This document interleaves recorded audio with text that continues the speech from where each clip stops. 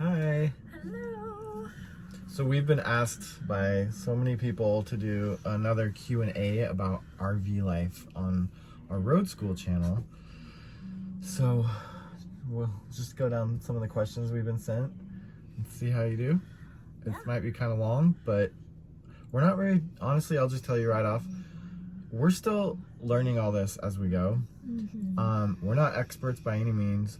We still don't have it all figured out. So I've been kind of honestly putting off this Q&A because I feel like a lot of things that we get asked, I don't even know the answer to be honest. And we just figure it out as we go every day. This lifestyle is not scary because of that. If anything, it's a lot more fun. It's like a big adventure. It's a big mystery. It's trying to figure it out. Sometimes it can be a little overwhelming, but sometimes things most of the time I would say things just miraculously work themselves out. Yeah, I absolutely agree. Yeah. Most of the time, like, everything fixes itself. Yeah, for the most part. Not everything, but yeah, for the most part. I mean, there's some elbow grease involved most of the time, but sometimes it's funny because we put in the elbow grease and then the solution is not even related to the elbow grease. So, yeah. On that note, too, another thing about these answers is I think they're going to be different for everybody. So what might be my answer for one of these questions, somebody else in the RV world would have a totally different answer for. So just know that take everything we say with a grain of salt. We are not experts at all, but we do enjoy sharing our experiences. We especially have been asked to share what not to do. So we can definitely answer that. Like, what are the mistakes we've made regarding this? So, sound good? Yeah. All right, we'll go ahead with this. All right, so one of the first questions that we got asked was, what are some of the tech must-haves in the RV? What's yours? Tech must-haves? Yeah, what's your absolute most important piece of technology? Oh, You want to think about it? well, you know? the internet. We got an internet box, and it was amazing for a while, and then when it stopped, now we're having to work it out with the company, and we've been without internet for a couple weeks. Yeah. You know. And the internet company we have is Nomad Internet, and they have different plans. One of them's for Verizon, one of them's for AT&T, and I think there might even be another carrier. I don't think they have T-Mobile. Maybe they do. Yeah, they do. But we chose the AT&T one because it has the most coverage, even better than Verizon for some reason. But the box was working great, really fast internet, sometimes upwards of 100 megabytes per second upload. I'm sorry, on the download. On the upload, sometimes around 20 to 30 megabytes per second. But it's this big long going story where we think what they do is they buy AT&T accounts, like a regular account or some sort of account, then they sell it at an overcharged price. So we pay $120 a month, and then they somehow are able to offer us 1 terabyte of data a month rather than the like 20 gigabytes that T-Mobile would give you. And then it works as a mobile hotspot. It's a little device called the Netgear Nighthawk router. It's even battery powered, so we can take it outside with us. It runs off the cell network, but I think AT&T catches on or something and then shuts the account down. So there's some loophole, something, and so they have to reset your account, send you a new SIM card after, like, this is our 3rd month with them. So, and we've heard other stories of people on the internet having this happen. So we're not thrilled with it, but it's also kind of an essential. So we're just going with it. Right. And we can't use T-Mobile hotspotting because they only give us 20 gigabytes a month. We use up 20 gigabytes in one day. And we've had, long conversations with them on the phone about this, and they're not going to change it. So, oh well. Yeah. So figure out your internet situation. Yeah, figure out internet. So that's a good one. I'm glad you talked to that. I had written down that the refrigerator is my most important piece of tech that I needed to think about when we bought this RV specifically. And I think pretty much any van life person, any RV life person is going to have the question of, do you want to go with a typical RV gas/electric hybrid? So it runs on either gas or electric. Those ones don't get as cold, and they don't have as much space. They're also potential fire hazards because of the propane. They cost around, they're just very expensive. They can cost around $4,000 for the really fancy big ones. And they're just a lot of cons with them. What a lot of people are opting to do now is get a regular house refrigerator. It's cheaper. They're about $800 brand new. Samsung makes a great one. That's what we have. They get a lot colder. They're actually very energy efficient, way more energy efficient than the RV one, for crying out loud. Who knows why? And they have a lot more space inside. It's not a fire hazard. The one con that I found with it, though, is it's electric only. So if you're boondocking and it runs your battery out, you have to use the generator to charge it all back up again. So, but because we have a generator, it's good enough for us. And honestly, I'd rather it, if it was draining our batteries, I'd rather it run the generator, which runs on diesel, than the propane, which is super expensive and hard to find. So it's all around the perfect solution for us. And doesn't the solar charge it? Okay, often? so here's the thing. We do have solar and it does charge the batteries. However, the thing is that you will need to install this thing called a pure sine wave inverter to run a regular AC house fridge like the Samsung ones we have. They have the two double doors, and then they have the freezer on the bottom, which we highly recommend because top freezers, think about it, cold air does not rise. Why is the freezer on the top? Cold air sinks to the bottom. So it's much more energy efficient to have the pull-out freezer on the bottom, and the cold air just sinks. You don't even need to pump it up or anything. So think about that. Most RVs or van life people will know about a modified sine wave inverter. Our RV came with a really big, fancy, I think it's worth like $10,000 brand new, modified sine wave inverter that provides all the electricity for the whole bus, converts DC to AC. For some reason, these Samsung refrigerators, and if somebody knows the answer to this, you can write it in the comments.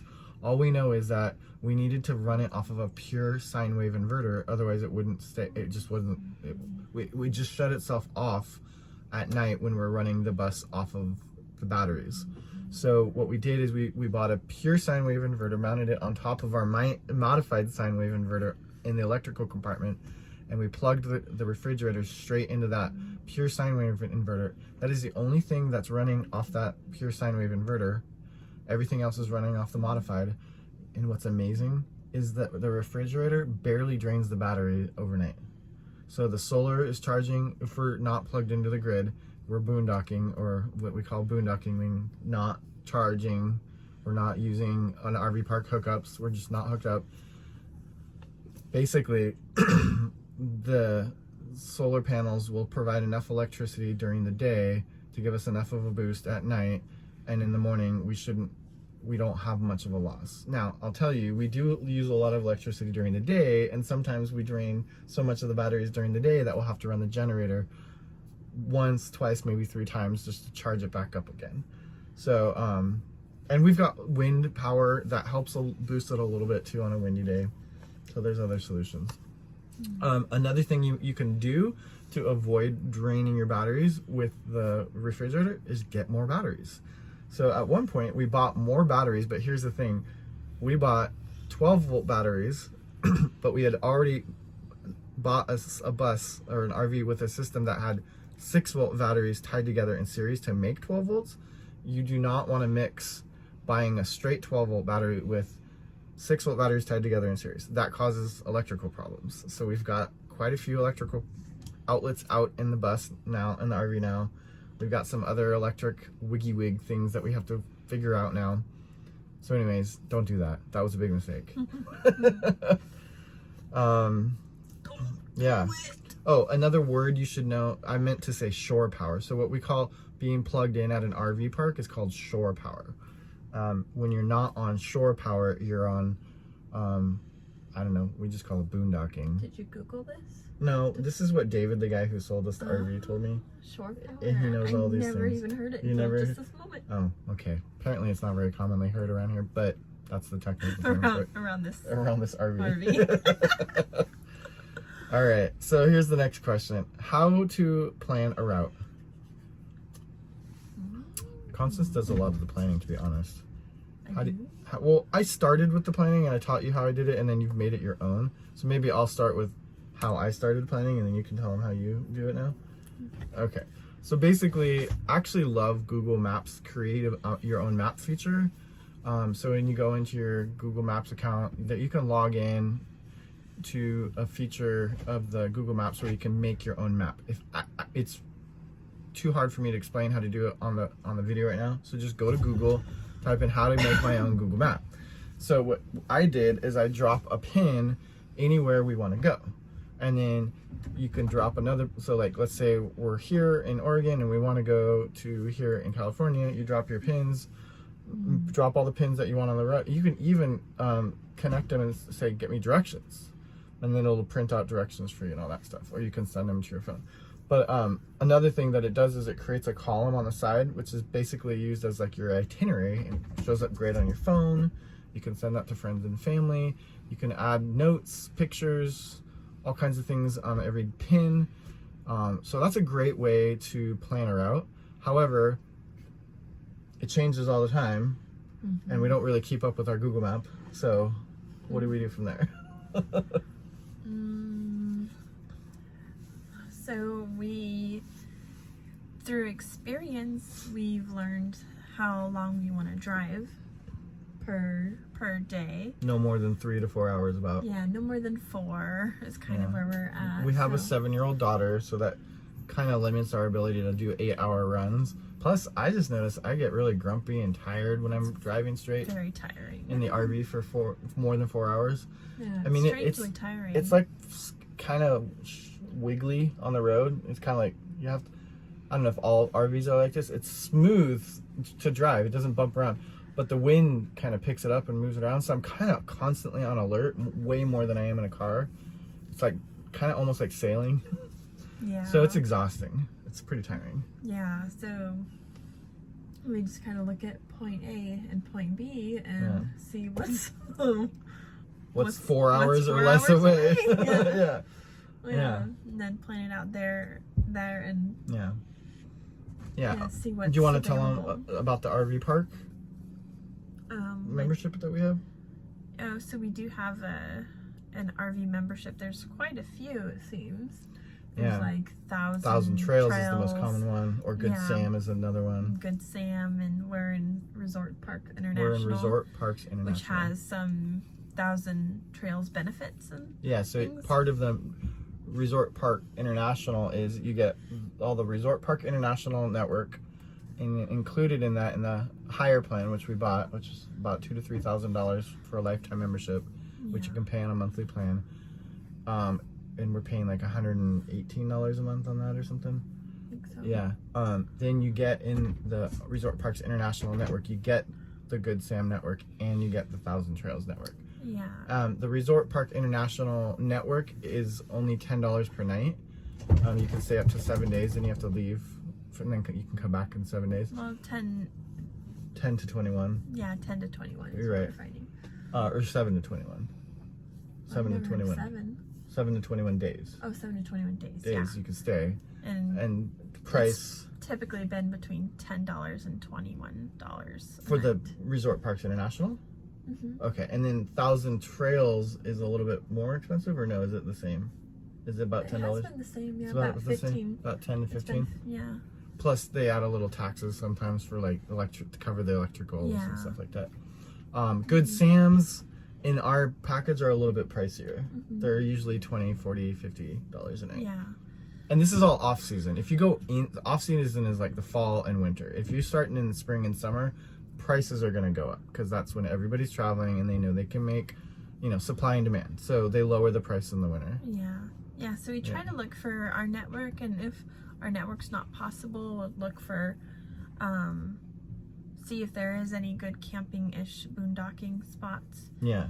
And then, go from there.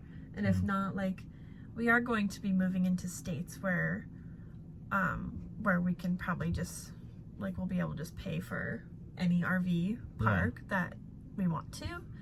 But it's been really helpful in states like on the western coast, like Oregon and California, and even here in Nevada.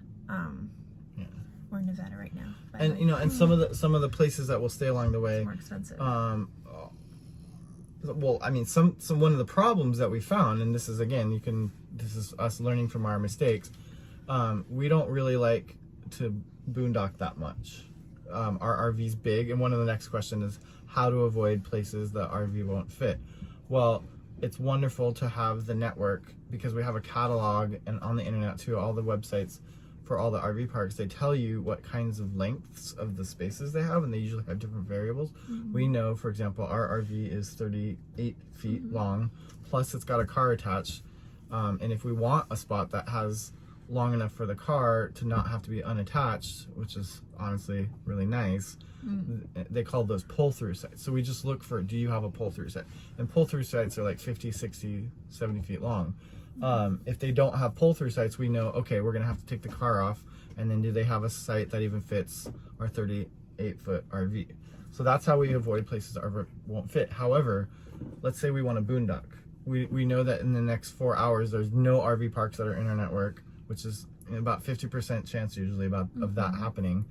And then if there isn't any, then do we want to pay for full price of an RV park, or do we want to just go out in the boonies and just park the RV for a few days? We generally shy away from that, one, because it can add up if we start doing that too much, and then we're out of water, out of electricity, haven't taken a shower in a week, haven't washed our clothes in a week. So, because when you're boondocking, you're not plugged up, you're conserving everything. You're conserving electricity, water, propane. It's a little bit more like camping in an RV, and it's just not, it's a little bit jarring to have this really nice RV that everything works in when you're at the RV park, and then when all of a sudden you're just cut off from all the luxuries. And sometimes it's worth it, like you're on the beach. Yeah, so we did 4 days at a beach spot, but we do have to use the generator more often. And so we find that we like to use the boondocking as kind of a vacation, like a camping vacation, when we need it. But we don't try to plug those in all the time, or like 50% of the time, because it would just get a little tiring and jar our life flow a little bit too much, because we still work on the road, by the way, But van life, for like, I guess it's a big thing. It's a big thing for van lifers. Her sister, Carlene, has a van, a Sprinter van, and she's always trying to get us to go boondocking with her because it's so fun for her, but it's such a more complicated situation for us, partially because how are we going to find a place our RV is going to fit? Are we going to be able to turn it around down some dirt road? We have no idea. So what we do in those situations when we do want to RV, first and foremost, we use apps, and there's a very good one called BoonDocking. And what's great is people will recommend places. Now, if there's nothing on the route from the boondocking app that we can see, what we can do is use Google Maps. You can look for BLM land, or I think even national forests, and you're allowed, I know for a fact, I'm not sure about national forest, but I know for a fact on BLM land you're allowed 14 days in one spot, and then you have to move. And we don't know the exact details on how far you have to move, but it's not that big of a deal. I mean, it's not like you have to move a mile away. It's like maybe 100 feet or something. I don't know. It's not a big deal. So you can literally stay on BLM land pretty much indefinitely, but don't quote us on that. I'm not sure, but I just know that a lot of van life people who are just into nature and don't want the luxuries that we need for an RV, they just live very simply, and and it's free. It's free. They probably, you can even get like a little system set up where if you park near some water creek or something, you could fill your jug up with water every day, and and then have a composting toilet in the van. And I don't know, I mean, there's just, you don't really need much if you got it figured out. Yeah, our friend Michael was just telling us that he made a friend on Kauai who she lived in her van on Kauai. Yeah, she actually lives in like a mom van. Yeah. Or like, what do you call it? A minivan. Yeah. With one child. With one child, that's amazing. And now she's living near Sedona, I think. Yeah.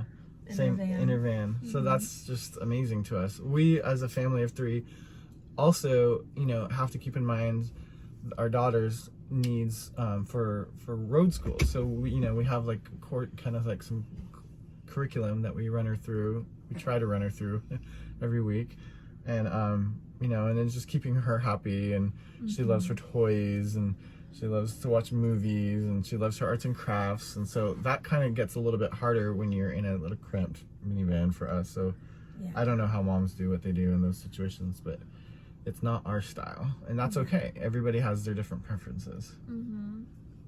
Yeah. Okay, so here's another, I'm gonna put a pause in this part. Here's a list of our RV apps, and I'm gonna go ahead in this part, put a screenshot of all of our RV apps, and then we'll also list them in the notes. But we've got some great apps.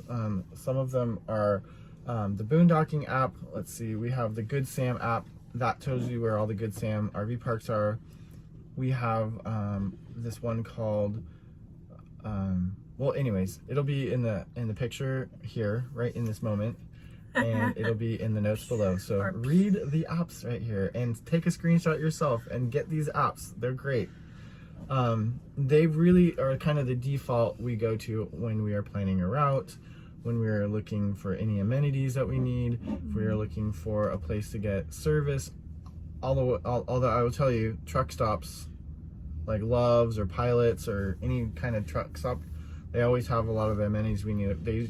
Usually it's free to dump your sewer there. It's usually free to get water there. Diesel, gas, they'll have. Sometimes they even have biodiesel there. And then they'll have showers. They'll have food. They'll have places to park your RV and sleep overnight. And then the last thing that I really enjoy about them is they usually have free Wi-Fi. So, or they just have really good cell phone reception too. So emergency situations. We find them. That. Yeah. So we end. Yeah. Once over. Honestly, I feel like we've done that more than BoonDocking. No. We've done that one time. I've done it a lot. Like when I was driving across the country with an RV and it was just me, I did that pretty much every night. We've done it once together.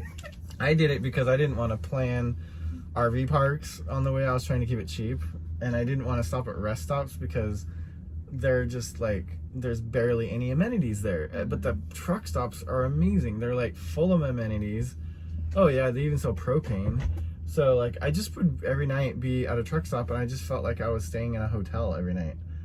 And everybody laughs at me when I say that, because it's like, well, there's a bunch of trucks and they're running their generators. And for me, it's fun because the truck generators, when you have like 500 trucks in the parking lot and they're all running their generators, it's like this vibration hum that's white noise. It helps me sleep. And then my bed's got like this little, it's like a free vibrating bed. I don't know, I like it. The one night we did it was not. Of course, we great. parked the wrong spot in the whole parking lot, and all these trucks kept parking next to us in the middle of the night, fixing their trucks and clanking around and yelling at it. Hey Frank, can you get the thing? And we're like, there's our window right here, guys. So anyway, but that doesn't happen for me usually. That was just this one random night. But we've done a lot of at least maybe a week, like a week or two worth of boondocking, maybe. Yeah, we have probably a week or two worth of just straight boondocking. There's also Harvest Hosts. Harvest Host, that's one of the apps that you'll see. Yeah, and tell that's them like about that. We have a membership to that. $60 a year. Yeah. Or something like that. It's really cheap. And the one that we did was in Tillamook, at the Blue Heron cheese, French cheese. Blue Heron French cheese place. And Basically, they had a huge field where you can come and park your RV. It's basically called Harvest Host because a lot of farms or people that produce wines or distilleries or whatever, anything in the harvest thing, will allow RVers to stay because they want you to buy something at their farm or store. So the kind of agreement, it's like a gentleman's agreement. If you stay there, they kind of want you to buy something, but you get to stay there for free. No hookups usually. Boondocking style, basically. There are indications on the app if a place does have hookups, but 90% of them don't. So it's boondocking. But then there are some other random ones on there. There's like museums, like air and space museums or whatever kind of museum, and then they'll have other things like attractions that might allow you to stay, casinos. I don't know, just like random stuff is in the Harvest Host app too. So that's kind of fun. And you know, honestly, we want to encourage you, if you have land or a farm or an attraction or a thing that you want to get RVers to stay at and that will help you get some income, put your name on the Harvest Host app. We RVers love that. Yeah. It helps us find places to stay. So, Right, especially like sometimes it depends on the place, but sometimes it's a little tricky. Yeah. When we were on the Oregon coast, like we're like, okay, we got these 3 days, but then there's these 2 days where we don't know where to go. And because the RV parks can have you stay for like 3 days, but then there's like no openings for like 2 days, so you have to go somewhere. That's a tricky thing, is scheduling with the RV parks. Yeah, that's where we can't be completely, non-planners because of that. We got forced into planning a lot better. Yeah. That whole go with the flow thing works to a certain degree, but then when you run into like, oh shoot, none of the RV parks around here have a spot for the next 2 nights, and you're like, all right, I guess we're trying to find a boondock or Harvest Host. Right. Yeah. Right now we have, I think, 4 or 5 days in between our RV reservation, so we'll be figuring that out. So we're here in Las Vegas right now. We've been here for 5 days, and we're headed to Sedona, but we don't have that spot until what, 5 days from now? The 10th, and so it's 6th now. So we have 4 days, and we're probably gonna just boondock out at Lake Mead near Hoover Dam. So that should be really fun. We're definitely gonna be scrimping on all the resources while we're there. So, little use of water, little use of the toilet, try to, anyways, it's a little rougher, but we're okay with that. Yeah. For not always. Not always, yeah. For when we need it to do it. Okay, so another question was where to fuel up. Again, obviously Google Maps, you just type in gas and it tells you where the nearest gas is. But if it's easier depending on if you're gas or diesel. Obviously, it's the easiest if you're gas. Our RV is diesel, so there are less options, and so you do need to make sure to type in diesel gas on Google Maps. That's a really important thing. Costco does not have diesel. Yeah, Costco doesn't. Does Fred Meyer in Oregon? I'm not sure. I can't remember. But yeah, so just make sure you type in diesel fuel so you don't end up at a gas station that has no diesel. Lesson learned. We've made that mistake many times. In my humble opinion, though, I will tell you, if you haven't bought an RV or a van yet, diesel is preferred. And here's why. It saves money on gas. Usually diesel is cheaper. I've noticed on the West Coast it's not cheaper. But in the middle of the country where the farmland is and everybody's farming, diesel is cheaper. Because all the farming equipment needs to, I think they must subsidize it or something for the farmers to be able to afford to drive their tractors. So anyways, really cheap fuel for diesel in the middle of the country, not on the West Coast. Not sure about the East Coast. Also, diesel, there's so many pros to diesel. It's much more of a strong torque. So when you're going forward, it's not going to accelerate fast. But if you're carrying a lot of weight, it's like, and it can pull that weight right through the intersection or right up the hill. So for example, we've gone over a couple very steep passes where we know, like if we filled up our car with a bunch of stuff and had a trailer, our car would be like, but this thing just cruises. It'll only go like 25 or 35, but it never like starts going, 20, 15, 10. It just won't do it. It'll just chug no matter how steep that grade is. So that's great, especially because we tow a car. Now, another thing that's great about diesel is the engines last a lot longer than gas. The oil only needs to be changed once a year. It is a more expensive oil change, but it's not that bad. On a big diesel pusher like ours, which is like the size of a school bus engine or bigger, or a diesel truck engine, it's about a $200 oil change, but I'm gonna do it myself, and it'll only cost about $100 for the oil and the oil filters. Some places like to overcharge you, and they want to charge like $300, $350 for the oil change, so watch out for that on the RVs. Van lifers, you can change your own oil. Don't pay anybody to do it. Just get under there, change the filter, drain the pan. It's easy. But if you don't want to do it, fine.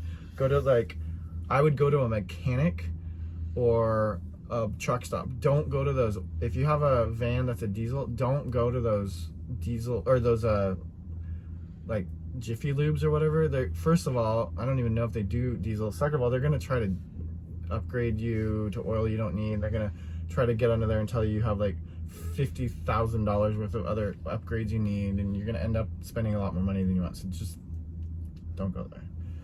Okay. Next question. I'm gonna do this one. Yeah. Where do we get the mail? Mail is a situation. That's a situation. Oh my gosh. But we're learning. Yeah, we're learning. Yeah. You want to speak to it? Sure. So we learned some that we thought were appealing, and then they weren't. Like Earth Class Mail. It's supposed to be like this mail service. Did not end up working out very well. And it's expensive, and they make you go through this whole rigmarole. You have to get all this notarization of documents and address changes that are all legally proper. And then once you do that, then they charge you for every little thing, every scan. They're supposed to scan the document and send it to you, and when you get a mail, but they don't really. And then they kind of charge you to scan it, and then they charge you to hold it if you don't need it right away. They charge you to mail it to you if you need that. It's just like, it gets so expensive. So we ended up going with Good Sam Mail. Mm-hmm. Yeah. And it's cheaper. And it's a lot cheaper, and they do that thing, and then like they'll scan it for you, and you do have to pay to get it shipped. Yeah. Everything, but it's a lot. It's a lot less. Cheaper. And then we're finding that if you want to order Amazon, there's Amazon drop off, or there's a. Oh yeah, Amazon's like boxes. saving our life. So most of the stuff we get mailed to us anyways is Amazon. So pretty much everywhere you go now, there's Amazon lockers. So you don't need to depend on mailing it to some post office or some FedEx facility or UPS and having them hold it, or a friend's house if you have one. You can just send it to an Amazon locker now. Mm-hmm. Super easy. If it's not Amazon, we're finding like, oh, we can do like FedEx or USPS, right? And they'll hold your mail for you. Yeah. Yeah. FedEx, UPS, or USPS will hold your mail for you. And then also you can always get it mailed to any USPS by just saying general delivery. Right, general delivery. Yeah, and they'll hold it for you.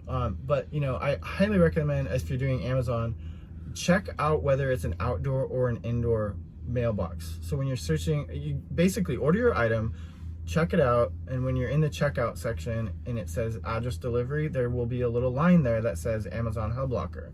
Click on that, and then it'll bring up what is your location that you want it mailed to. And when you're looking at all the locations, make sure to look for ones that are outdoor. Because if they're indoor, then there's hours, and you may miss when you try to go get it. So just do the outdoor ones. Of course, if there is no outdoor one, then you got to do the indoor, and you got to pay attention to the hours for pickup. Yeah. So it's getting easier. Yeah. Okay. So, somebody asked what address do you use as a residence? That's a great question. So, we used to use our old home address and have there's a neighbor that picked up our mail for us for a while. But then when you did the address change, this mail service, you get an actual real address. So we got Good Sam. Yeah, so it's like a highway address, like it's like they're located on some highway 35. So we officially live in Florida. Which actually has tax benefits. I'll tell you about that in a second. But they have a box number on it, so it's like 350 North Highway 105, Crestview, Florida. But before you get to the Crestview, Florida, you have to put a second line and then a number. So number 513. Some situations that's going to be tricky. Like I heard that like when you're doing legal documents or something, sometimes they don't like an address that's like a mailbox, and it's pretty easy to tell on this that it's a mailbox. But you could get away with saying, oh, it's apartment number, I don't know. So anyways, we honestly haven't had any problems with that yet, so that's working great for us to claim as a residency for all our paperwork. What's cool about that is Florida has like super low tax rates, and corporations, all that stuff. It's a great place for legal stuff, so that's a good thing to know. So we're soon to be Florida residents. Will we actually make to Florida this year? Probably not. We'll see you down the road, Florida. We do have friends there. But yes. Okay, so where to get the rig fixed? I think honestly that just depends on what kind of a service you're comfortable with. I love going to truck stops and talking to the guys in the truck stop mechanic shops. They're super helpful. I think they're paid really well or something, because they're always super, like, they always come out and they'll check it out and they'll diagnose whatever, and then they won't even ask you for money. So I've had a lot of luck with that. RV centers are extremely difficult right now because this RV world is blowing up so much that they're slammed. They won't even give you an appointment to diagnose a problem for like 2 months out. And we're like, well, we need it fixed now so we can drive down the road. So we've been having, to figure out some ways. So one of the ways I figured it out was mobile RV mechanics are a lot easier to book than the actual shops. So first go to a mobile RV mechanic, and then if it needs to go to the shop, because they have more parts and jacks and stuff up there, then you're probably looking at a 2-month wait right now, depending on what part of the country you're in. And I often see, like, just yesterday, I saw a guy in a truck that was like diesel repair, and perfect. He was right here in the RV park. And then worst case scenario, you can just take it to a regular mechanic, but they're probably going to charge you a lot because vans and RVs are a lot bigger than cars. So just keep that in mind. And they might always not have much experience on RVs either. So honestly, if you can take it to an RV repair center, great. If you can't get into that, go to a truck stop or just go there first. Yeah. FYI on the truck stops though, some of them might not be allowed to work on RVs. Like, we just went to one that wasn't allowed to work on them. But that will probably come out and take a look and try to help you solve the problem. So that's good. Let's see. That's a lot of questions. Should we do a part 2? Well, this is part 2. We did a Q&A before. Yeah, but we can always do part 3. We'll do another episode on a bunch of other questions like making money on the road, alternative power sources, towing setup, gear related stuff, like mechanical stuff. We'll answer questions about visiting family and friends, especially during COVID. Maybe some of the like RV insurance, filing taxes. We'll talk about camping fees. We'll talk about fuel economy, where to get cheap gas. We'll talk about propane and any other unexpected, or costs and stuff. So yeah, we'll actually look at our budget and actually learn maybe we should ourselves. Yeah, we should do a whole budget one. Actually, that'll be a different one than the Q&A. But yeah, we should definitely. Then we can break down, because we haven't actually done that yet. We can break down how much we usually we pay for other different things. Those are questions we get asked a lot too. I will tell you one other thing about finances, and I've mentioned this before in the first video, I think. We've been told to have about $10,000 in savings as in a rainy day account when driving an RV around. Probably less than that for a van lifer, like a Sprinter van, maybe 5,000, just in case something breaks down. Because sometimes, I mean, they're huge commercial vehicle parts. So I mean, their like prices are 2, 3, 4 times as much as a car. So, all right, I'm out. Thanks for watching. Yeah, we'll talk to you soon. And send in questions. We're happy to answer them. Post your questions on the video. Mwah. Bye. Bye.